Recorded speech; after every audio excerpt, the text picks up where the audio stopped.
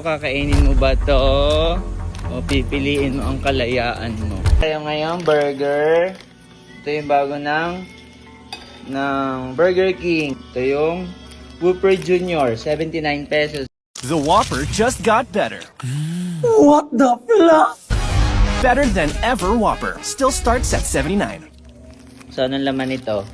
Meron ditong pickles, may kamatis, may patty. 79 pesos to. Ang tanong, kakainin ba to ni Bukbok? O pipiliin niya ang kanyang kalayaan? Tingnan natin. Dalhin na natin kay Bukbok. Kakainin mo ba to? O pipiliin mo ang kalayaan mo? Na-excited na Bukbok? O anong kakainin mo? Okay. Ito na. O anong pipiliin mo? Ha?